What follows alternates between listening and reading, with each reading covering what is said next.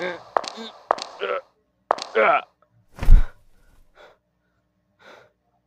guys, so as you can see, hindi pa ako napag-start sa aking animation, no? Like first half pa lang ng animation, no? Ay, hindi pa ako mabot ng half, pero ganun na. So as you can see, at ngayon, papakita ko sa inyo ang proseso kung paano ako nag-create ng script at kung saan ako nag-script para sa aking mga videos, ganun. At as you can hear naman, or you can see, okay lang, baliwalaan nyo lang yung wallpaper ko. Proud ako ang puta. Okay, so as you can see, hindi ako gumagamit ng script ngayon kasi sa phone lang din ako gumagawa ng script. Bale, what if sasabihin ko na lang kaya din yung mga animation app na ginagamit ko, no? So usually nung dati sa Flip-a-Clip ako, which is ito, Flip-a-Clip, tapos Ibis Paint, ganun. Pero ngayon hindi na. Dito na ako sa Flip-a-Clip, dyan, Flip-a-Clip, sa Medibang Paint, sa VivaCut, at syempre hindi mawawala yung floating apps. Ayun, okay, so gumawa ako ng video ngayon na ganito kasi para mayroon din ako ma-upload sa aking YouTube, okay. Nasa ko sino ka, dalal ko talaga. Dalal ako masipon pa. Ba, trip. Okay. So, ganito lang. I-download nyo lang tong floating app sa Play Store. So, yun na. At ngayon, show ko na sa inyo kung anong proseso ko sa pag-animate. So, meron siyang mga few adjustments nga pwede mo nga i-enable mo muna bago mo i-start. So, yan. At dahil na ko na siya, ayusin ko lang yung size ng gusto ko. Asan na yun? Ayun. Okay. So, yun na nga. Bali, ganito yung size, okay? Ganyan yung size. At this time, optional na lang kung saan ako nag-create ng audio.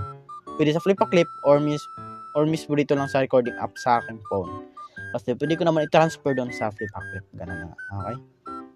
So, yun na nga. Ang proseso sa paggawa ko ng script is press ko to. Tapos, hanapin ko yung add notes. Okay? Yun, add notes.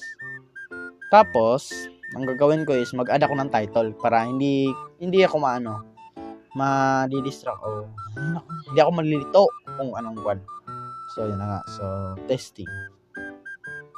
Ayan, testing. Tapos, lagay natin dito ang ating kailangan natin yan. So, testing, hi. Chris. Baka gusto nyo, gagawa din ako ng tutorial kung paano ako nag-animate, diba? Pero comment nyo lang. Bale, itong video to is, sa paggawa ng script, ganun, etc. So, pwede natin yan ilagay dyan. Tapos, pwede na ako dito sa paliwalain nyo lang yung paper ko. Pwede na ako dito, tapos subsahin ko lang. Ganun, okay? Devices using another app, please close the app first.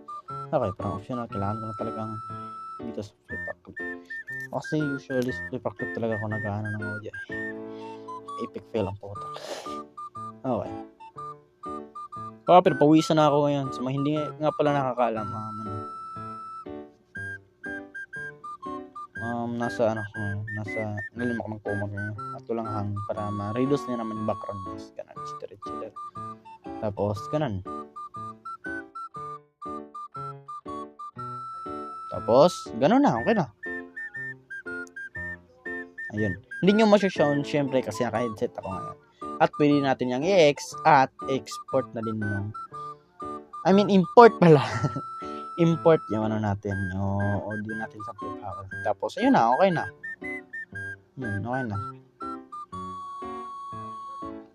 Comment down below kung gusto nyo kung gusto nyo gagawa ko ng tutorial kung paano ako nag-animate, ganun, etc. O ilang frames na ginagamit ko. Yun lang muna sa video na ngayon. Actually, tutorial lang naman to kung paano ako gumagawa ng script para sa aking mga animations. Thank you very much for watching. Subscribe na din kayo at abangan nyo yung next animation ko. Thank you. Arigatou gozaimasu. Baliwalain nyo lang yung paper ko.